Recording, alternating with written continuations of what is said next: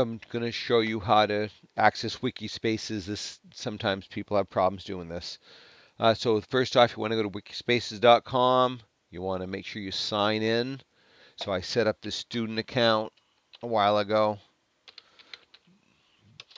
That's if I can spell my name. Yeah, if you don't log on, you won't be able to edit any pages. 'Cause I've got it locked down so that way you can get credit for doing your work. If I just had it public so anyone could change it, I wouldn't know who did what. So um, that's my rationale for making you log on. I don't use um, Moodle for this because at the end of every semester, nobody could access your work in the future. So once you get logged on, you're going to find you should, if you use that login that I sent you to Wikispaces, you should be already a member of this wiki, so you don't have to question any join. And here's the home page for it. I've got it set up. Here's the week 6 work that I'll come back to in a minute. There's the week 11 at the end, which you have to do, and week 12, the last week of the course, which you have to do. Down below this, I have past semesters. Well, I've been doing this for a while.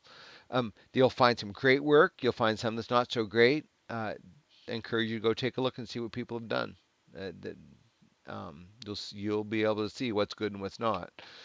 All right, so what do we have to do here? So week 6. So I would read more chapter 14 first before you try this.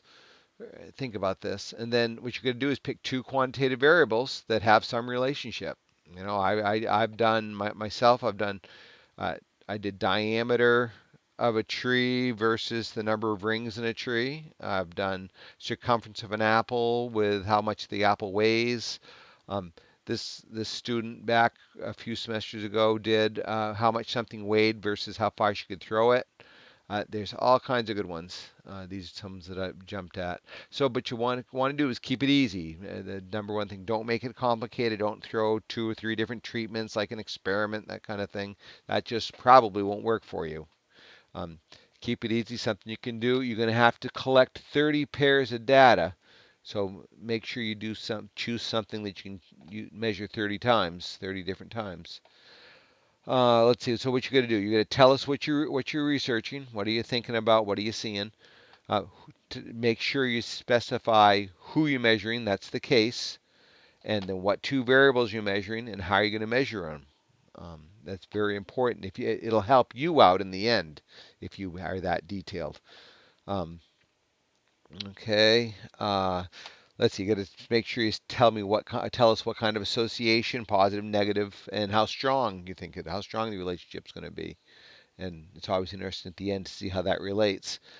And then what you're going to do is you're going to scroll down here, find your name, and I'll set mine up as a temporary, and you'll come to this page where you cannot, it says it doesn't exist. You got to edit it. And as long as you're logged in, you should be able to click on this edit, and then you can type in whatever you want. You can insert a picture, though you don't have to do that this week.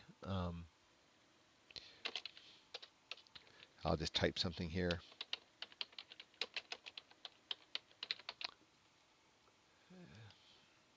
And then you want to make sure you click save. And then what happens is if we went back to week 6, you'll see and scroll down, you see how that page I just created, Dan, is no longer that maroon or whatever color that is. You can click on it, it'll go there. Okay, that way people can see what you've done and what you're proposing, and I can, and that'll meet one of your attendance requirements. So give a yell if you need help.